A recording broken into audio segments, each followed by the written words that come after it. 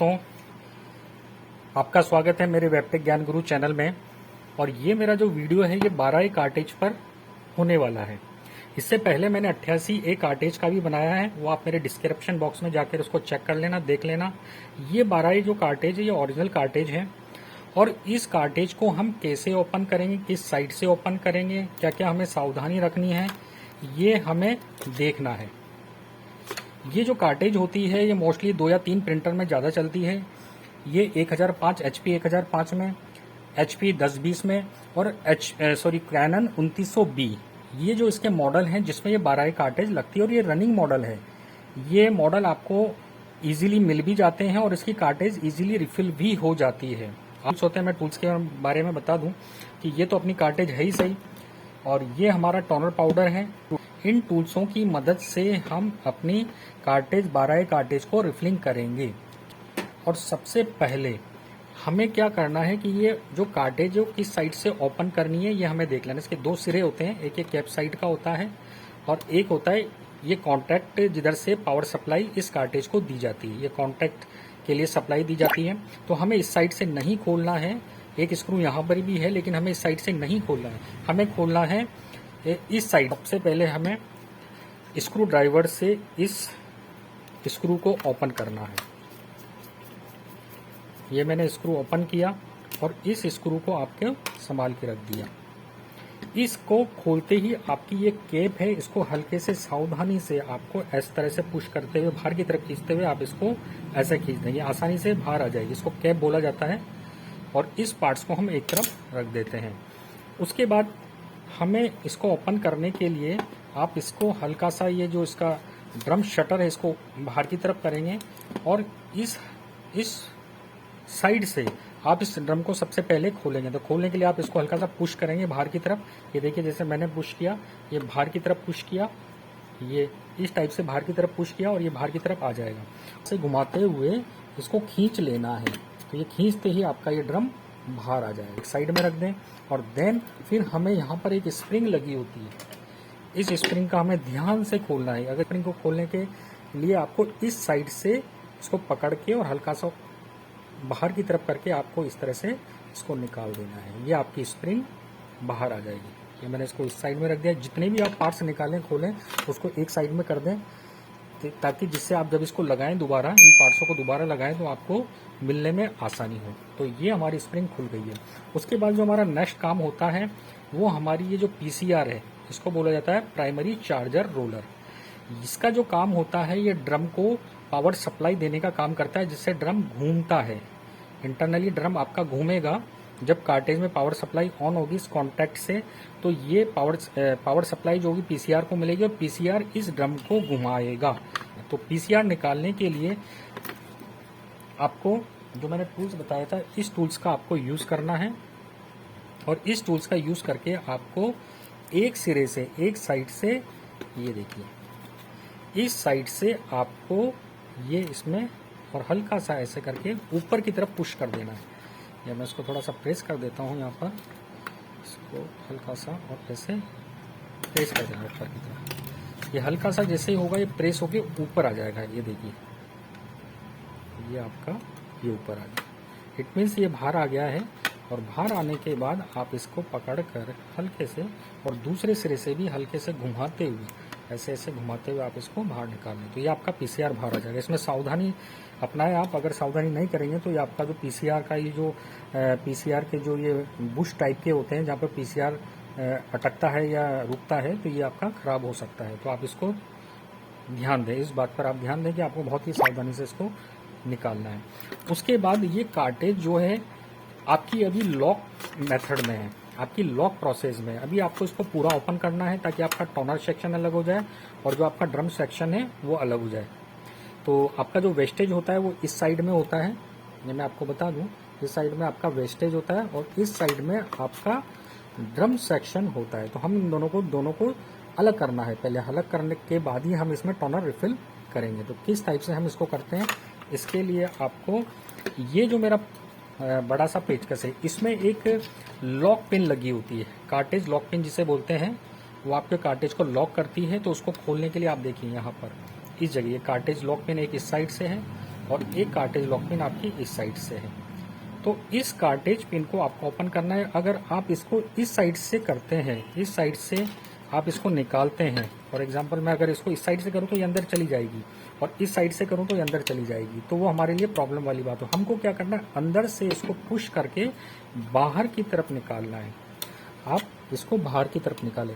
तो ये जो पिन है, आपको यहाँ पे पिन दिख रही होगी, या हो सकता है नहीं दिख रही हो, क्योंकि इंटरनल बहुत अंदर लगी हुई है, और थोड़ा सा आप ये देख लें, दिख रही है तो आपको इस पिन को आपको पुश की मदद से, ये मैं पुश कर रहा हूँ इसको, और ये मैं हल्का सा इसको पुश करता हूँ। ये जैसे मैंने इसको पुश किया तो ये देखिए आपकी जो पिन है वो इस साइड से ये बाहर आ गई, ये इस साइड से बाहर आ गई। देन हम क्या करना है, इस साइड से इसको नॉच की सहायता से आपको ये बाहर की तरफ इसको खींच लेना। ये बाहर की तरफ आपको इस तरह, ये पिन ऐसे लगी हुई थी, आप इसको बाहर की तरफ ऐसे खींच लें। ये खींचते ही आपको इसको संभाल के रख लें, और फिर उसी तरह से आपको दूसरे साइड से भी जो आपकी जो लॉक पिन है, जो कार्टेज को लॉक करती है, उसको आपको निकालना है।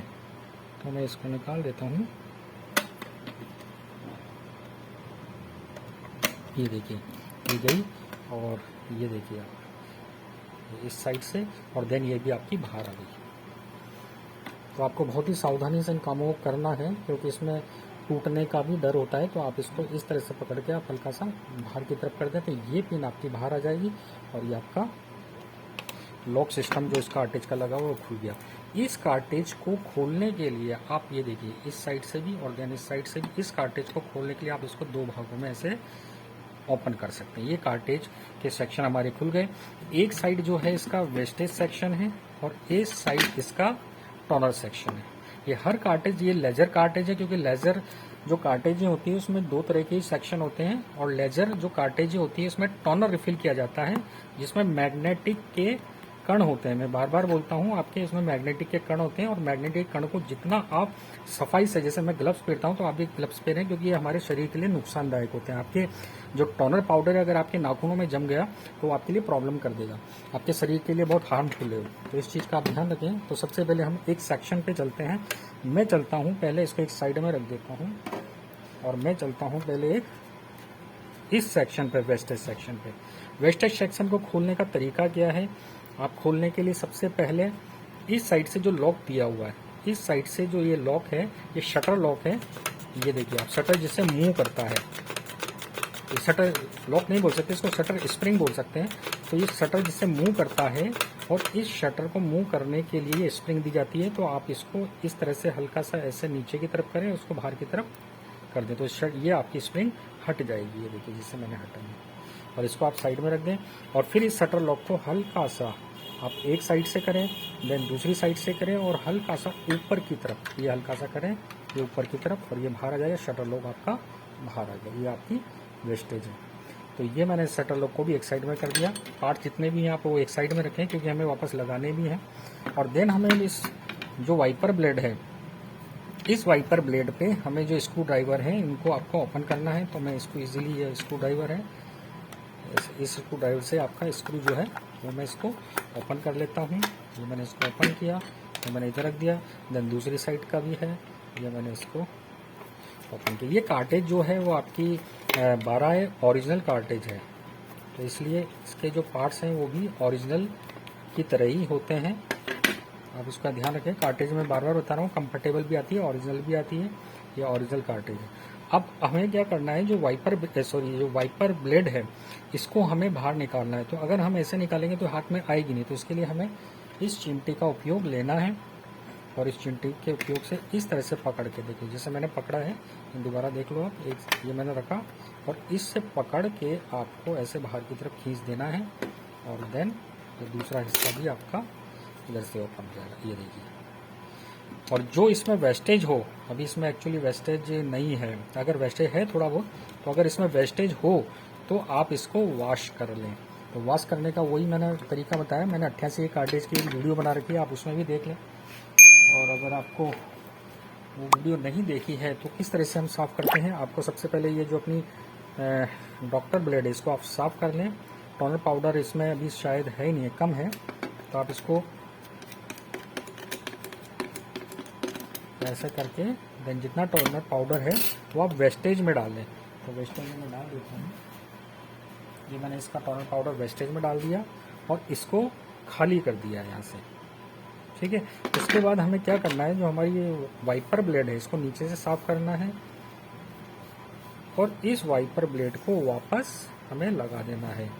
और इसको इस साइड से, जो फ्रंट साइड है, इस साइड से इसको साफ नहीं करना है क्योंकि इसमें टोनर लगा हुआ रहना चाहिए। और देन हम इसको वापस इसको फिट कर देते हैं। मेरा वापस वाइपर ब्लेड जो है सेट हो गया प्रॉपर वे में। उसके बाद हमें इस वाले के लिए वापस जो ड्रम शटर है इसको फिट कर देना है क्योंकि हमने निकाला था पहले। तो निकालने के लिए वापस आप इसको सेट कर लें। आप इस तरह से हल्का देखिए, जैसे मैं लगा रहा हूँ वैसे आप इसको लगाएं और इस तरह से एक इसके नॉच में आप इसको बिठा दें और दूसरी साइड से भी आप इसको ऐसे बिठा दें। ये देखिए दूसरी साइड से भी बैठ गया और आपका इस साइड से भी। इसको एक बार मूव करवा लें, मूव हो रहा है नहीं हो रहा, क्योंकि अगर ये जाम हो जाएगा, अगर मूव नहीं होगा तो प्रॉब्लम वाली बात आपके लिए आ जाएगी। मूव हो रहा है और देन आप इसको, सॉरी ये लगा नहीं, ये अब ये मूव हो रहा है, ये देखिए मूव हो रहा है। और देन इसको, इसके बाद आप इसमें स्प्रिंग जो हमने निकाली थी इसकी, ये जो स्प्रिंग है इसको निकाली थी, वापस आप शटर, जो ड्रम शटर है उस पर आप इसको फिट कर दें और जिस प्रोसेस में हमने निकाली थी उसी प्रोसेस में आप इसको लगा दें और एक बार इसको मूव करें तो ये आपका एक काम आपका रेडी हो गया। इधर से भी रेडी हो गया, देन इधर से भी। ये ड्रम शटर जो होता है ये एक्चुअली ड्रम में मॉइस्चर नहीं आ जाए, ड्रम में कोई स्क्रैच ना आ जाए, इसके लिए दिया जाता है। ये देखिए इस तरह। तो मैं इसको एक तरफ रख देता हूँ, मैं चलता हूँ दूसरे सेक्शन की तरफ। दूसरे सेक्शन का हमें देखना है कि जो हमारा टोनर है वो हम इसको अब किस तरह से इसमें डालेंगे। तो टोनर के लिए आप दो तरीके हैं। एक तो आप इस मैग्नेटिक, ये जो रोड है इसको मैग्नेटिक रोड बोलते हैं, इस पे टोनर आता है, नीचे से मूव करता हुआ इस पे टोनर आता है, इस पे टोनर इस रोड पे लगता है और देन फिर ये टोनर कागज पर जाता है। तो आपको क्या करना है, सब दो तरीके हैं। या तो इस केप को खोल के यहाँ पर एक होल दिया जाता है जिससे बोला जाता है प्लग, जिसे क्या बोला जाता है कि आपका जितना भी जो टोनर पाउडर है वो यहाँ से होल से आपके उसको जाएगा और उस प्लग को आप वापस लगा दें। तो या तो इधर से डालें या आप इधर से डालें। तो मैं देखते हैं किस साइड से इसको डालने की कोशिश करते हैं। आप दोनों ही प्रोसेस ले सकते हैं। इस साइड में एक स्प्रिंग लगी होती है, ओरिजिनल कार्टेज में कभी इस साइड में ओरिजिनल स्प्रिंग नहीं होगी। कंफर्टेबल कार्टेज में एक इस साइड से स्प्रिंग होगी और एक इस साइड से भी स्प्रिंग हो सकती है, लेकिन कभी भी ओरिजिनल कार्टेज में एक ही साइड स्प्रिंग होगी, दोनों साइड स्प्रिंग नहीं। इसको कंप्रेशन स्प्रिंग बोला जाता है। तो अब इसको ओपन करते हैं। ये मैंने इसको ओपन किया। ओपन करते ही इसका जो ये स्क्रू था इसको मैंने साइड में रख दिया और देन इसको फिर मैंने यहाँ से इसको ऐसे पकड़ा, इस तरह से पकड़ना है आपको जैसे मैंने बताया, और इसको ओपन कर देना है। ये देखिए। अब आपको यदि इस होल से रिफिलिंग करनी है तो आपको यही होल खोलना है और इसी में टोनर डाल देना है और देन इस जो कैप है इसको बोलते हैं कैप कॉन्टैक्ट, पावर सप्लाई जो कॉन्टैक्ट होती है वो यहाँ से मिलती है इसको। इस कैप्स को आप वापस यहीं पर फिट कर सकते हैं, लेकिन इस कैप को फिट करने से पहले आपको यहाँ पे ये नॉच जो दिया हुआ है, इस नॉच का बिल्कुल ध्यान रखना है। ये देखिए आपको नॉच दिख रहा होगा, इस नॉच का बिल्कुल ध्यान रखना है। ये नॉच इसमें फिट हो जाना चाहिए। यहाँ पे एक कट होता है, ये मैग्नेटिक रोड के अंदर एक छोटे से एक रोड लगी होती है, तो इस नॉच के अंदर इसको फिट होना चाहिए। तो अगर ये मूव हो गया, हिल गया, तो ये प्रॉपर इसमें सेट नहीं हो पाएगा। तो दो तरीके मैंने बताया, एक आप यहाँ से रिफिलिंग कर सकते हैं और एक दूसरा आप इस मैग्नेट को हटाकर भी रिफिलिंग कर सकते हैं। तो मैं देखते हैं अब किस में करें। तो हम करते हैं ये मैग्नेटिक रोड को हटाकर प्रॉपर वे में करते हैं। आप यहाँ से भी कर सकते हैं इजीली अगर आपके पास टाइम नहीं है, लेकिन मैग्नेटिक रोड को अगर हटाकर करते हैं तो मैग्नेटिक रोड भी सफाई हो जाती है। मैग्नेटिक रोड की सफाई होती है, डॉक्टर ब्लेड की सफाई हो जाती है और प्रिंटिंग में हल्का सा 2-5% का फ़र्क आता है। तो मैं इसको इस साइड से रिफिलिंग करता हूँ। तो अभी रिफिलिंग टोनर डालने के लिए पहले मैं इसको निकालूंगा। निकालने का प्रोसेस है, आप इसको हल्का सा ओपन करेंगे और ओपन करते ही इसको बाहर की तरफ खींचेंगे, बाहर की तरफ आपका आ जाएगा। ये देखिए आप, ये बाहर की तरफ आपका आ गया। अब यहाँ पर हमको देखना है कि जब हमने खोल ही दिया है तो उस मैग्नेटिक को भी हमें साफ करना है। हम वैसे भी लगा सकते हैं, लेकिन साफ कर लें तो बढ़िया है। इस साइड में जो होता है ये मैग्नेटिक बुश होता है, ये मैग्नेटिक बुश है और ये मैग्नेटिक गेयर है। तो आपको इसको भी साफ, जब खोल ही लिया है तो आप इसको भी साफ कर सकते हैं। ये मैग्नेटिक बूस है एक साइड का, ये दूसरी साइड का मैग्नेटिक ये बूस है, तो आप इसको भी सफाई करके आप लगा सकते हैं। मैं इसको यहाँ रख देता हूँ। देन आप इसको मैग्नेटिक रोड को बड़े ध्यान से रखना है आपको नीचे की तरफ। और इसमें हम सबसे पहले टोनर पाउडर डाल देते हैं, क्योंकि हमने अभी इसको यहाँ से ओपन किया नहीं है, तो हम यहाँ से इसको टोनर पाउडर डाल देते हैं। टोनर पाउडर के लिए मैं आपको प्रोसेस बताता हूँ। आप यहाँ पे इसको रखें और देन हम इसको अब टोनर पाउडर डालेंगे। तो मेरा ये जो टोनर पाउडर है, ये मेरा 12A का टोनर पाउडर है। आप किसी भी कंपनी का ले सकते हैं। टोनर पाउडर के लिए कोई प्रेफरेंस नहीं है कि आप पर्टिकुलर वही लें। एक्चुअली होता क्या है, टोनर पाउडर के लिए जब तक आप 2-4 बार पाउडर नहीं डाल देंगे तब तक आपको क्वालिटी का मालूम नहीं चलेगा। हर कंपनी अपने दावे करती है। आप 4 से 5 बार टोनर पाउडर डालें, उसके बाद आपको ऑटोमेटिक अंदाजा हो जाएगा कि कौन सा बेस्ट है। इसलिए मैं किसी को प्रेफरेंस नहीं दूंगा कि आप पर्टिकुलर किसी एक को ही डालें। उसके लिए ये मैंने टोनर पाउडर डालने के लिए मैंने इसको ओपन किया, और यहाँ पर इस पर हर टोनर पाउडर पर आपकी इस तरह से सील होती है। इस सील को आप ओपन करें। ओपन करने के लिए आप किसी भी तरह का प्रोसेस ले सकते हैं। मैं इस तरह से करता हूँ। और इसको करने के बाद आप यहाँ पर ये जितनी भी आपकी इसकी जो कवर है, पन्नी है, आप इसको बिल्कुल हटा लें। और हटाने के बाद एक तरफ कर दें, क्योंकि होता क्या है कि अगर ये थोड़ा सा रह गया तो इसके अंदर टोनर के जो डब्बे के अंदर जो टोनर पाउडर है उसमें वो चला जाएगा। और देन आपके इसके अंदर जो टोनर पाउडर है वो जो ये पन्नी के जो टुकड़े हैं वो अगर इसमें चल गए तो प्रॉब्लम हो जाए। तो आप इसको बिल्कुल इस तरह से आप हटा लें और देन कैप लगाएं आप। ये मेरी एक कैप है।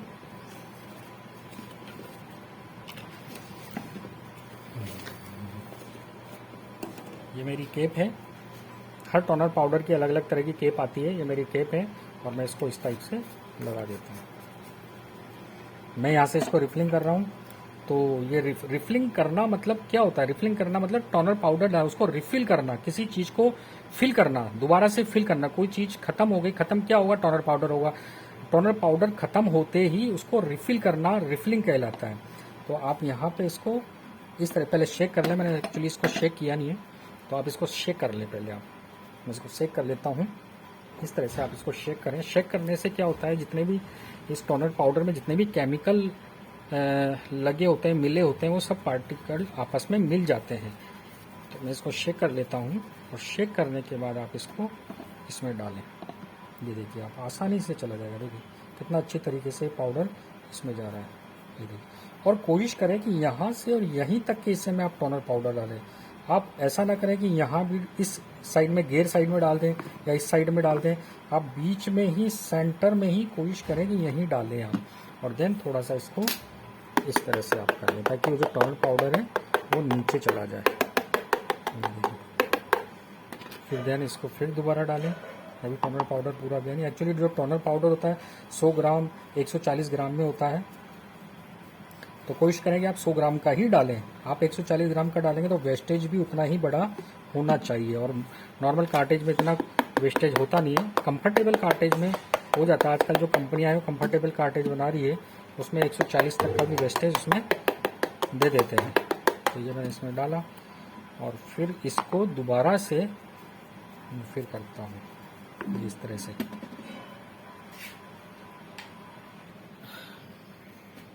और यहाँ पर ये मेरा टोनर पाउडर कंप्लीट हो गया। टोनर पाउडर कंप्लीट डालने के बाद आप अब जो नेक्स्ट काम है वो हमारा है इस मैग्नेटिक रोड को वापस इसमें सेट करना। इस मैग्नेटिक रोड पे अभी भी टोनर लगा हुआ है, तो या तो हम इस पे इस तरह से भी मैग्नेटिक रोड पे जो टोनर लगा उसके साथ ही फिट कर दें, या इसको वॉश कर लें। वॉश करने का मतलब ये होता है कि इसमें कहीं पर अगर कोई चीज़ टोनर ज़्यादा लगा होगा, मैग्नेटिक रोड में थोड़े से धब्बे जैसे आ जाएंगे तो वो भी वॉश हो जाएगा, वो सफाई हो जाएगी। तो मैं कोशिश करता हूँ इसको वॉश करने की। तो आप भी कोशिश करें कि हमेशा हर काम सफाई से करें।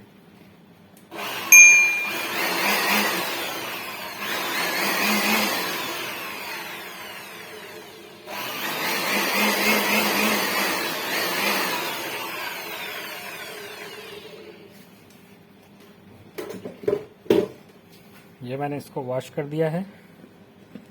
और वॉश करने के बाद अब मैं इसको लगा रहा हूँ। तो एक से जो इसका बुश था, मैग्नेटिक बुश जिसे बोलते हैं, वापस इस साइड में लगा दें। और दूसरा जो मैग्नेटिक बुश है वो इस टाइप का है, इसको भी आप इस साइड में लगा दें। बुश का आप ध्यान रखें, बुश लगाना ज़रूरी होता है। कभी कभी हम गलती से बुश नहीं लगाते हैं जल्दबाजी के चक्कर में, तो उस चीज़ों का आप ध्यान रखें। देखिए ये आपका बुश लग गया है, ये आपका गियर हो गया मैग्नेटिक गियर। अब इसको हम उसी फॉर्म में जिस तरह से हमने इसको निकाला था उसी फॉर्म में हम इसको लगा देंगे। लगाने के लिए वही प्रोसेस है, आप इसके अंदर इसको फिट करें। ये अब अगर मैं इस प्रोसेस में इसको लगाता हूं तो मुझे यहाँ पे जो कट है उसके मुझे सेट करना पड़ेगा।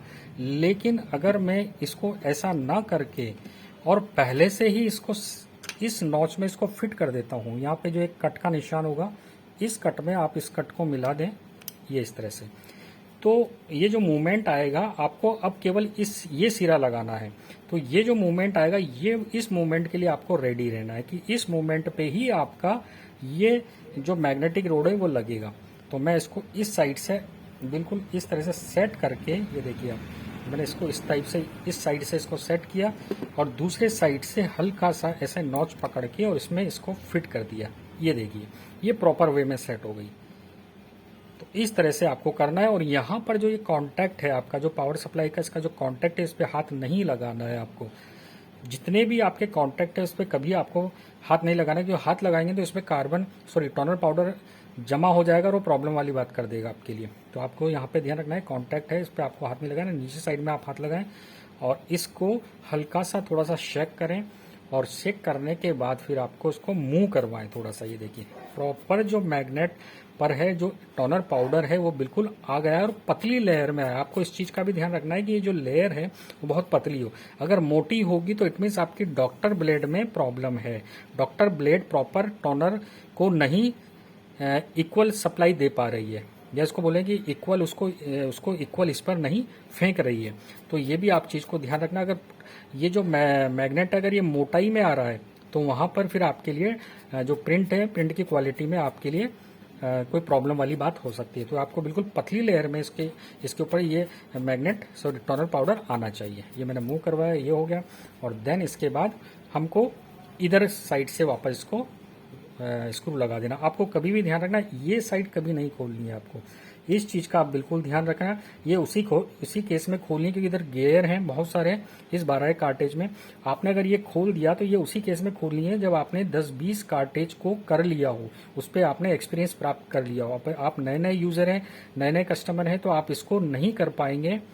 आप कोशिश करें कि आप यही हिस्सा खोलें। आपने 10-20 पे अपना हाथ साफ कर लिया है, 10-20 पे आप कार्टेजों पे आपने काम कर लिया, देन उसके बाद ही ये हिस्सा खोले आप। तो मैं इस साइड्स पे इसको लॉक लगा देता हूँ, सॉरी स्क्रू लगा देता हूँ। ये मैंने इसको ये स्क्रू लगा दिया, ये मैंने इसको स्क्रू लगाया और इस स्क्रू को कस दिया। ये मेरा जो टोनर सेक्शन है वो भी मेरा कंप्लीट हो गया। अब मैं टोनर और वाइपर टोनर और जो वेस्टेज है इन दोनों को अब ज्वाइंट करने का काम करूंगा, क्योंकि जिस तरह से हमने कार्टेज ओपन करी थी उसी तरह से हमें कार्टेज को वापस लगाना भी है। तो ये मेरे दोनों हिस्से आप देखें, ये वाला हिस्सा इस साइड, ये वाला हिस्सा इस साइड, और इस हिस्से को मैं इस तरह से दोबारा देखें आप, इस एक साइड से मैं बता रहा हूँ, इस साइड से आप इसको लॉक कर दें और देन ये दूसरे से भी आप इसको बिठा दें।